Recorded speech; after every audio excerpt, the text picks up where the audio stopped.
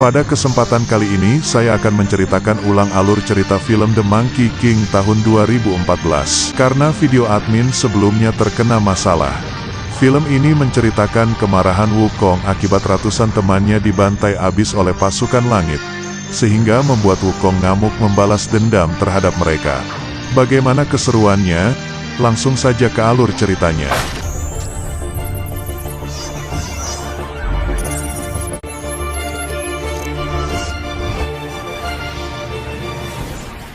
Ribuan tahun silam kita diperlihatkan dengan peperangan antara bangsa siluman melawan bangsa dewa. Bangsa siluman yang diketuai iblis kerbau berniat untuk merebut tahta dewa langit hingga terjadilah pertarungan yang sengit. Di sini para siluman mengerahkan banyak pasukan untuk menggempur istana langit. Hingga akhirnya para raja di kedua belah pihak pun turun tanggan dan terjadi baku hantam yang sengit.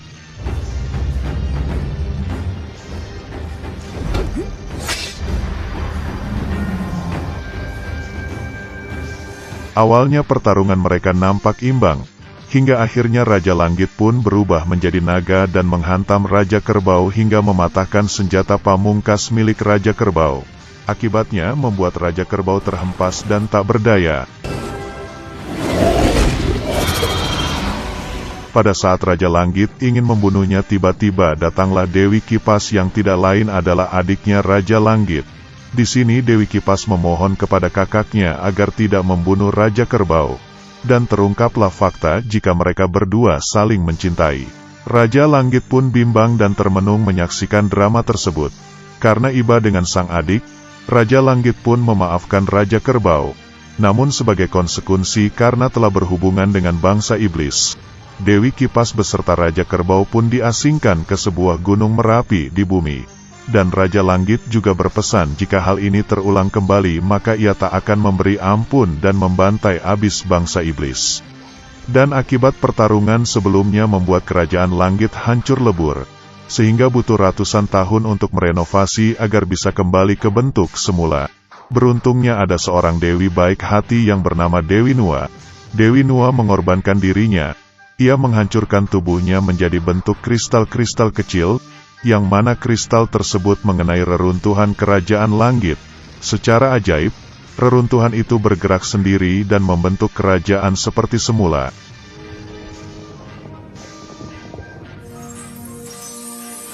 Dan pecahan diri Dewi Nua membentuk sebuah benteng penghalang agar bangsa iblis tidak bisa menembus kerajaan langit lagi. Akan tetapi ada salah satu pecahan kristal Dewi Nua yang terpental ke arah bumi. Kristal tersebut jatuh ke sebuah gunung Huaho. Secara ajaib, kristal tersebut mendapatkan sebuah kehidupan di dalamnya. Dan faktanya itu adalah calon si Raja Kera Tampan yaitu Sun Wukong.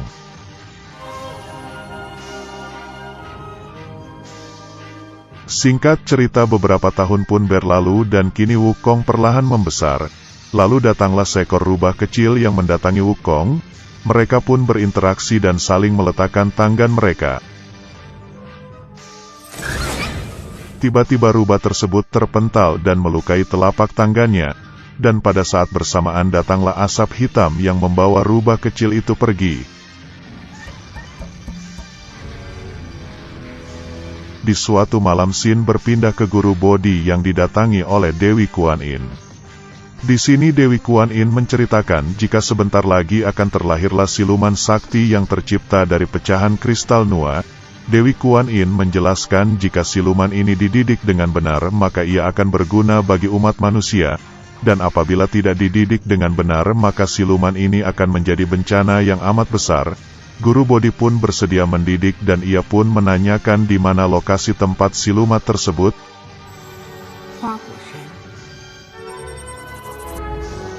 Singkat cerita beberapa tahun pun berlalu dan kini Wukong telah lahir dan bebas dari cangkang kristal Nua. Ia pun sangat bahagia dan bermain dengan kera-kera lainnya. Karena Wukong sangat kuat, ia pun dijadikan raja bagi para kera-kera di sana. Dengan melincahannya, Wukong melompat dan memetik buah-buahan di salah satu pohon di sana. Lalu Wukong pun melihat kupu-kupu yang cantik. Ia pun menangkapnya.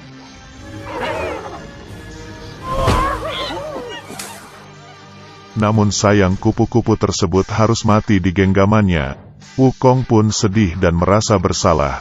Tidak lama kemudian datanglah Guru Bodhi menemui Wukong atas arahan Dewi Kuan Yin sebelumnya. Dengan refleks, Guru Bodhi menghidupkan kupu-kupu yang telah mati itu. Melihat hal itu, Wukong pun sangat senang dan memohon untuk diajarkan bagaimana cara melakukannya. Guru Bodhi pun setuju untuk mendidik sekalian melatih kekuatan Wukong. Lalu Guru Bodhi pun mengajak Wukong ke tempatnya. Singkat cerita mereka pun tiba di kediaman Guru Bodhi. Ternyata di sini Guru Bodhi memiliki perguruan bela diri khusus bagi keturunan dewa. Lalu Wukong pun bergegas ikut latihan bersama.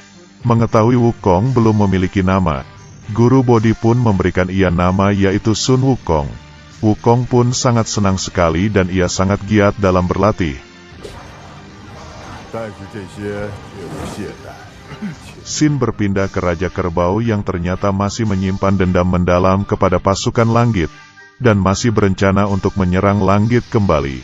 Melalui catatan ramalan yang ditinggalkan leluhur bangsa siluman, tercatat jika akan terjadi kejadian besar dalam waktu dekat yang memberikan Raja Kerbau peluang untuk menguasai kerajaan langit.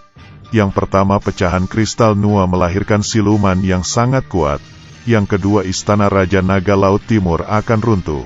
Dan yang terakhir, gerbang kerajaan langit akan terbuka. Dan berdasarkan ramalan itu, Raja Kerbau akan memanfaatkan Wukong untuk menghancurkan gerbang kerajaan langit. Untuk memuluskan rencananya, ia akan mengajak kerjasama orang dalam di kerajaan langit yaitu Yang Qian atau Erlang, karena Erlang sendiri memimpin setengah pasukan langit, ditambah Erlang sangat serakah akan kekuasaan.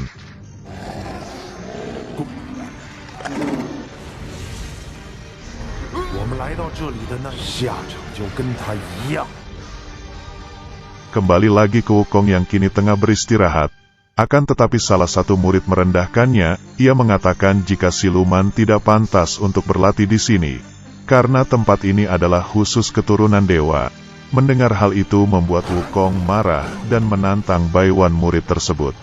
Dan pertarungan pun terjadi. Ternyata di sini si pembuli nampak hanya menjadi bulan-bulanan Wukong.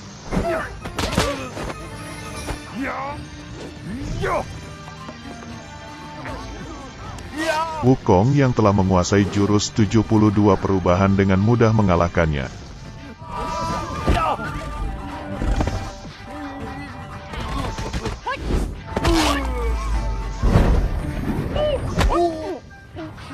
Tidak lama kemudian datanglah Guru Bodhi yang melerai mereka. Sang guru pun memarahi mereka. Ia berkata jika mereka harus bisa mengendalikan emosi dan harus bijak menggunakan kekuatan yang telah mereka peroleh. Wukong pun meminta maaf dan mengerti apa yang dimaksud sang guru. Lalu Guru Bodhi pun mengajak Wukong untuk berjalan-jalan. Di tengah perjalanan Wukong tiba-tiba masuk ke dalam dimensi yang dipenuhi api dan amarah. Beruntung hal tersebut hanyalah mimpi belaka. Akan tetapi sang guru mengatakan jika mimpi itu adalah pertanda jika Wukong akan menghadapi masalah yang amat besar. Dan apabila Wukong berhasil melewati masalah itu maka Wukong akan mendapatkan hidup yang abadi. Akan tetapi Wukong berkata jika hidup abadi saja tidak cukup. Wukong berkata ke sang guru jika ia ingin diajarkan ilmu menghidupkan orang mati. Mengingat sebagian kaumnya sudah tua termakan usia, ia ingin semua kaumnya hidup abadi bersamanya. Akan tetapi sang guru mengatakan jika ilmu tersebut tidak bisa dipelajari. Dan sang guru juga berkata jika Wukong telah berhasil menguasai semua ilmu darinya. Dan sang guru memperbolehkan Wukong jika ingin kembali ke Gunung Huaho menemui kaumnya. Wukong pun senang dan bergegas pulang ke bumi.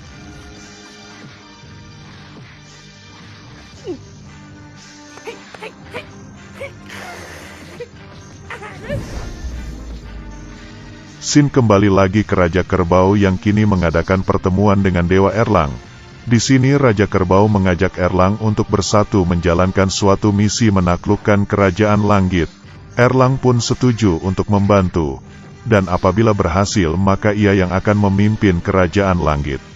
Di Gunung Huaho terlihat kaum kera sangat ketakutan akibat dikejar-kejar oleh siluman batu. Beruntung datanglah Wukong yang langsung menghajar siluman tersebut.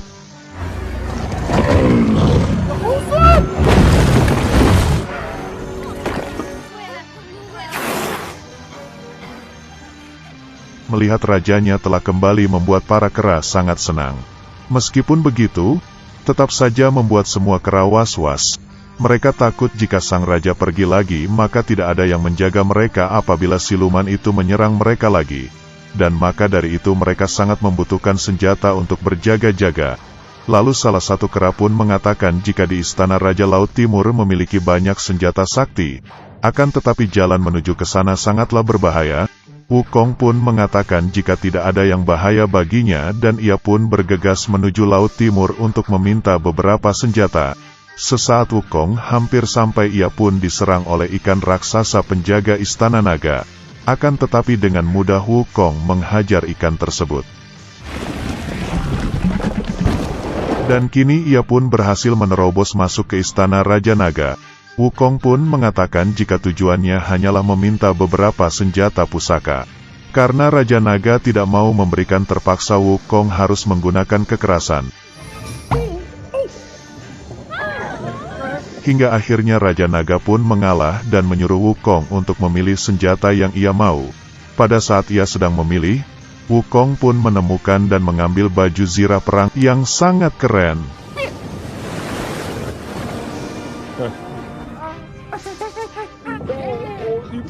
Setelah cukup Wukong pun pergi untuk kembali. Di tengah perjalanan perhatiannya pun tertuju ke sebuah tiang penyangga raksasa. Raja Naga pun menjelaskan jika tiang tersebut adalah tiang penyangga langit untuk menjaga laut agar tetap stabil. Dan selama berabad-abad tidak ada yang sanggup menggangkatnya. Raja Naga pun menantang Wukong apabila berhasil menggangkatnya maka Wukong boleh memilikinya. Wukong pun merasa tertantang dan ia pun mengerahkan kekuatannya untuk mencabut tiang tersebut. Di luar dugaan ternyata ia berhasil mencabut dan mengubahnya menjadi bentuk yang sangat kecil lalu bergegas pergi dari sana.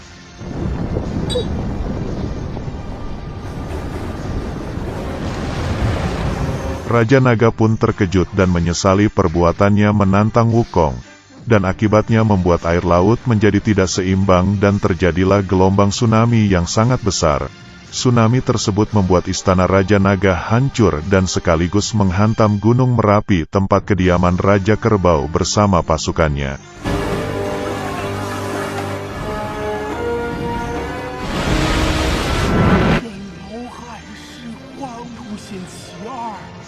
Kembali ke Gunung Huaho, yang mana di sana terdapat wanita baju putih yang tersesat mencari seseorang. Para kera pun menyerang wanita tersebut menggunakan senjata dari Raja Naga sebelumnya. Mereka pikir jikalau wanita itu adalah ancaman bagi mereka. Wukong pun datang dan menanyakan ada keperluan apa ia masuk ke Gunung Huangho yang tidak lain adalah wilayah kekuasaannya. Wanita tersebut pun menjelaskan jika ia selama ini mencari Wukong. Dan terungkaplah fakta jika wanita tersebut adalah jelmaan rubah putih teman Wukong semasa kecil dulu. Dan diperkuat lagi ternyata telapak tangannya memiliki luka akibat bersentuhan dengan Wukong dulu. Hingga akhirnya Wukong pun ingat dan sangat senang bertemu kembali dengan teman kecilnya. Lalu Wukong pun mengajaknya terbang untuk melihat-lihat keindahan Gunung Huaho.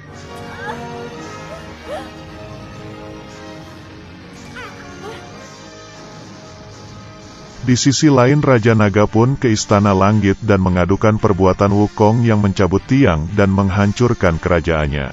Menerima laporan tersebut lantas Erlang menyuruh salah satu prajurit untuk menangkap Wukong.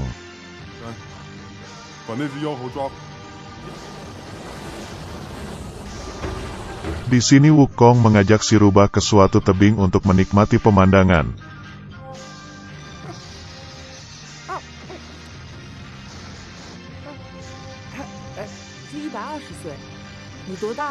Sambil bercandaria mereka pun melihat matahari yang akan terbit. Akan tetapi lama-kelamaan cahaya itu semakin mendekat. Dan ternyata itu adalah bola api yang hendak menyerang mereka. Dan benar saja ternyata itu adalah baca prajurit yang diutus oleh Erlang sebelumnya untuk menangkap Wukong. Mendapati si rubah terkena api.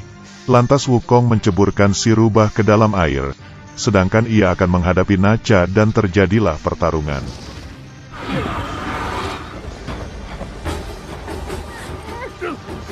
Nacha pun berhasil mengikat Wukong menggunakan gelang saktinya. Sesaat Wukong hendak terkena serangan naga, tiba-tiba datanglah Raja Kerbau yang menolong Wukong. Mendapati naga yang gagal, Erlang pun langsung melapor ke Raja Langit. Erlang berkata jika mereka harus gerak cepat menangkap Wukong. Jika tidak maka ia akan lebih banyak membuat kekacauan, akan tetapi Raja Langit masih tetap tenang. Karena ia tahu jika Wukong tercipta dari kristal suci milik Dewi Noa, dan suatu saat pasti Wukong akan memberikan hal positif bagi umat manusia. Raja Kerbau bersama pasukannya pun mendatangi Gunung Huaho dan bertemu dengan Wukong. Di sini Wukong menyampaikan rasa terima kasih yang mendalam karena ia telah diselamatkan olehnya. Dan pada saat itu pula mereka pun sangat akrab dan menjalin persaudaraan. Dan faktanya semua itu adalah bagian rencana dari Raja Kerbau. Di sini Raja Kerbau mulai menghasut Wukong. Ia berkata jika Wukong memiliki kekuatan yang sangat dahsyat, dan sudah selayaknya ia mendapatkan tempat di Kerajaan Langit. Dan hal tersebut pun disetujui oleh si Rubah Putih. Ia berpikir jika bisa saja kekuatan yang Wukong cari ada di sana, yaitu kekuatan menghidupkan orang yang mati. Awalnya Wukong menolak karena ia sudah cukup puas karena tinggal di sana bersama bangsa keranya. Namun setelah Wukong melihat sebagian bangsanya sudah ada yang tua dan suatu saat nanti pasti akan mati, akhirnya Wukong pun setuju untuk pergi ke Kerajaan Langit.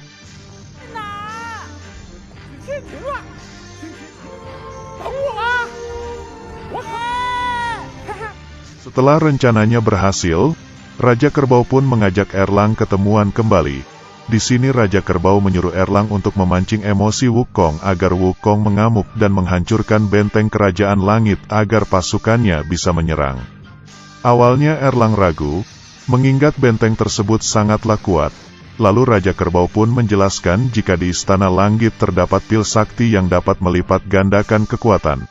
Dan apabila Erlang berhasil memancing Wukong memakan pil tersebut, maka benteng tersebut pasti bisa dihancurkan dengan sangat mudah oleh Wukong. Singkat cerita Wukong pun berhasil menerobos Istana Langit, dan kini ia merasa takjub akan keindahan dan kemewahan Kerajaan Langit.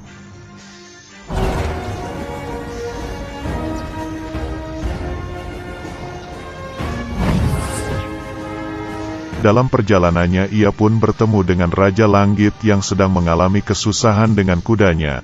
Dengan kebaikannya ia pun menolong kuda tersebut. Lalu datanglah Guru Bodhi yang meminta maaf kepada Raja Langit apabila Wukong berbuat kesalahan di sana. Namun Raja Langit malah senang akan kedatangan Wukong ke sana. Mengingat Wukong yang memiliki sifat baik hati kepada hewan, Raja Langit pun berniat memberikan Wukong sebuah pekerjaan sebagai pengurus kuda di Kerajaan Langit. Mendapatkan jabatan itu lantas membuat Wukong sangat senang karena Raja Langit sangat baik kepadanya. Dengan senang hati Wukong menjalani pekerjaannya tersebut.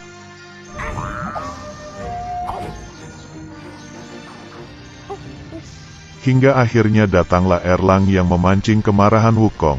Dengan sengaja ia memukuli kuda-kuda di sana. Wukong pun marah dan membalas perbuatan keji tersebut.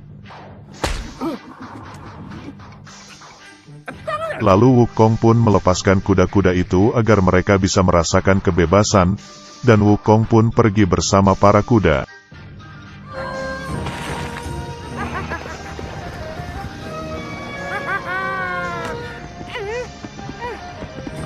Di tengah perjalanan Wukong berhenti di salah satu kebun persik, yang di sana juga terdapat para bidadari kayangan yang sedang memanen buah tersebut. Dengan cepat, Wukong pun bergegas ke kebun tersebut untuk ia cicipi.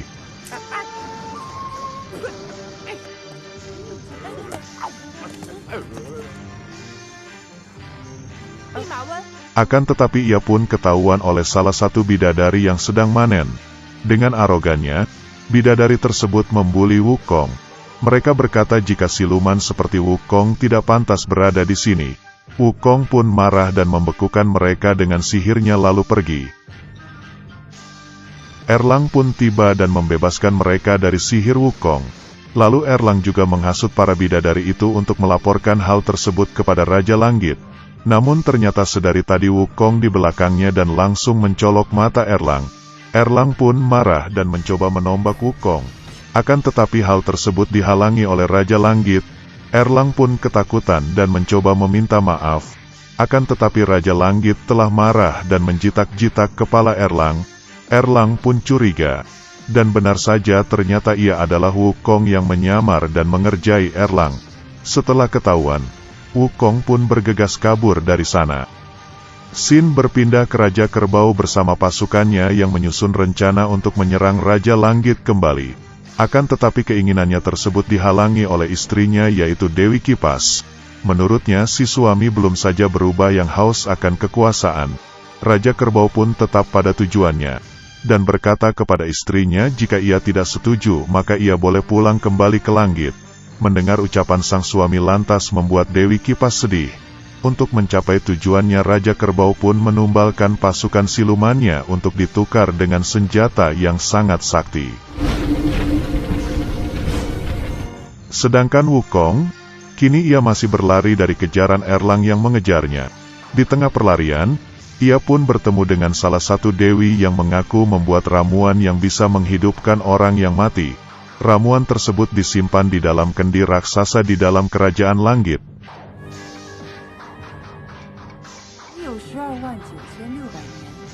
Setelah menunjukkan lokasinya, perlahan dewi tersebut berubah ke bentuk aslinya yang ternyata itu adalah Erlang yang menyamar. Di sini Erlang berniat menyebak Wukong agar memakan pil tersebut, supaya kekuatan Wukong bertambah yang mana nantinya akan mereka manfaatkan untuk menghancurkan benteng kerajaan langit, sesuai rencananya dengan Raja Kerbau. Setibanya Wukong di sana, ia langsung diikat oleh Guru Boti. Menurutnya Wukong telah membuat kesalahan yang besar karena hendak mencuri pil sakti. Wukong pun menyangkalnya. Ia berkata jika ia telah dijebak oleh Erlang. Erlang pun tak mengaku dan menyiksa Wukong habis-habisan.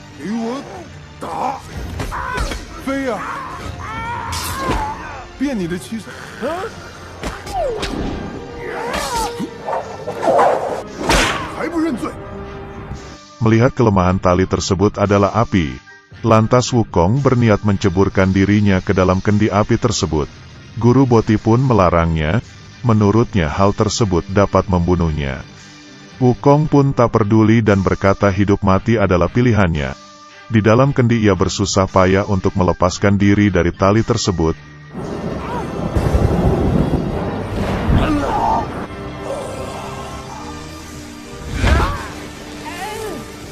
Beruntung hal tersebut berhasil dan ia menelan 3 pil sakti sekaligus. Dengan kekuatan yang overpower Wukong langsung memecahkan kendi tersebut. Setelah bebas, Wukong langsung menghajar Erlang secara membabi buta.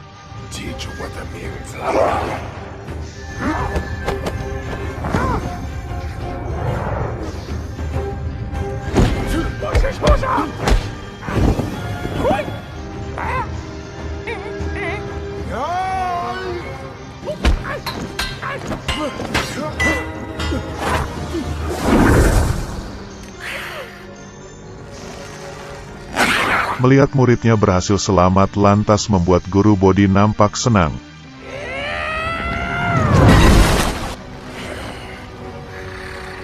Merasa bukan tandingannya, Erlang pun memutuskan untuk melarikan diri.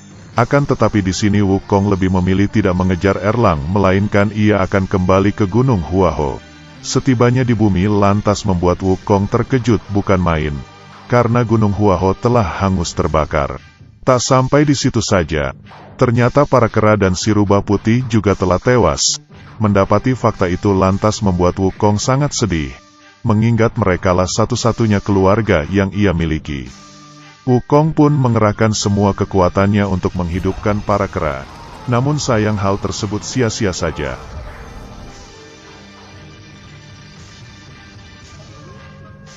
Dengan rasa sedih yang mendalam ia pun mengumpulkan dan mengubur teman-temannya di satu liang lahat.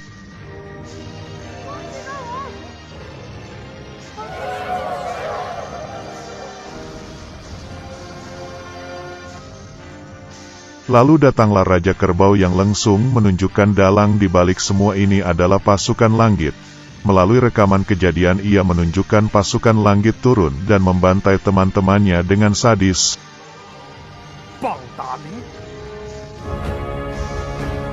Dengan amarah yang meledak-ledak, Wukong melesat ke Istana Langit dan menghancurkan benteng dengan sangat mudah.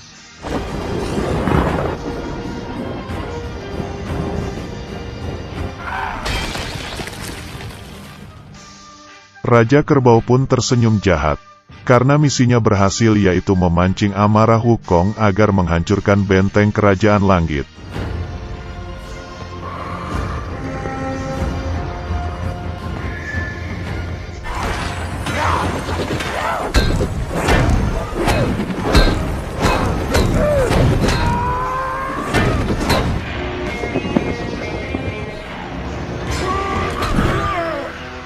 Raja Langit pun mencoba menjelaskan jika bukan pasukan langit yang membunuh teman-temannya. Akan tetapi Wukong tak percaya dan tetap mengamuk menghancurkan Kerajaan Langit. Terlihat para pasukan langit tidak ada apa-apanya bagi Wukong.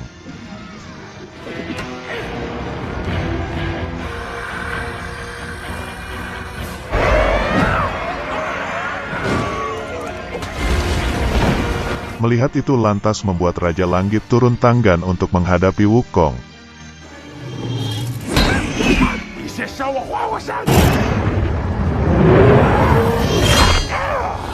Dengan cepat Raja Iblis pun melesat ke langit dan ikut menyerang Kerajaan Langit menggunakan asap kegelapan.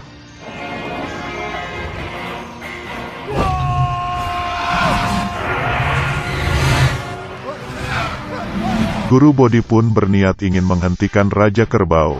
Namun apa daya, ia malah dibunuh oleh Raja Kerbau dengan sangat mudah. Wukong yang menyaksikan hal itu pun menyadari jika yang membantai teman-temannya adalah si Raja Kerbau. Melihat asap hitam yang sama di leher si rubah putih sebelumnya. Dan faktanya ternyata yang membantai teman-teman Wukong ialah si Raja Kerbau bersama pasukan iblisnya. Ia bersama pasukannya sengaja menyamar menjadi prajurit langit. Seolah-olah pasukan langitlah yang membantai. Wukong yang menyadari ia telah diadu domba pun sangat marah dan menyerang Raja Kerbau. Pada saat bersamaan Raja Langit juga akan menyerang Raja Kerbau dengan mode naganya. Akan tetapi ia dikalahkan dengan sangat mudah menggunakan senjata barunya.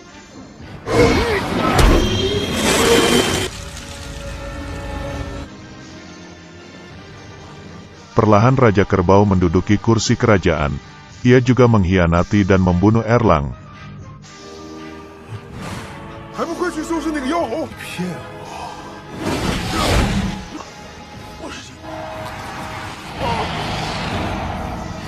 Tidak lama kemudian singgasana tersebut pun hancur karena diserang oleh Wukong dari bawah. Dan terjadilah pertarungan yang sangat sengit.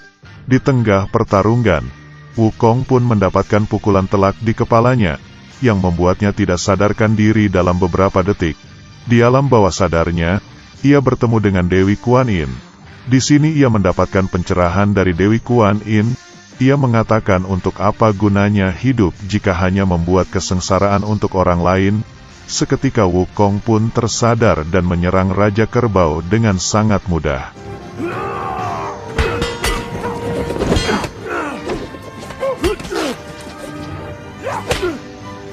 Tak ingin kalah, Raja Kerbau pun berubah menjadi monster kerbau raksasa. Dan begitu pun dengan Wukong, ia juga berubah menjadi kera raksasa untuk mengimbangi si Raja Kerbau.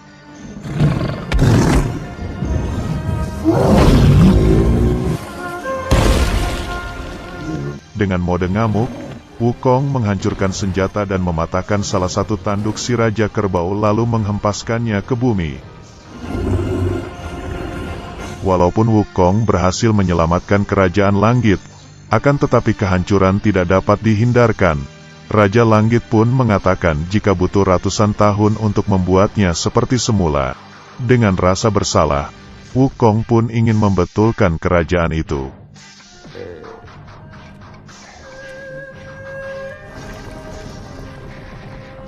Tidak lama kemudian datanglah Sang Buddha Agung. Di sini ia mengatakan jika Wukong tak berwenang untuk membetulkan Kerajaan Langit. Untuk menebus kesalahannya, Wukong harus ditindih di Gunung Lima Jari selama 500 tahun agar ia bisa merenungi kesalahannya. Sampai ada salah satu Buddha yang akan membebaskannya. Mengingat kesalahannya sangatlah besar, Wukong pun menerima hukuman tersebut dengan lapang dada. Sementara di bumi, kini si Raja Kerbau dikutuk oleh Sang Buddha menjadi kerbau seutuhnya. Meskipun begitu tak membuat Dewi Kipas meninggalkannya, ia akan tetap setia menemani hari-harinya bersama anak mereka yang kini telah beranjak besar. Singkat cerita 500 tahun pun telah berlalu dan terdapat salah satu Buddha yang perlahan mendekati Gunung Lima Jari dan film pun selesai.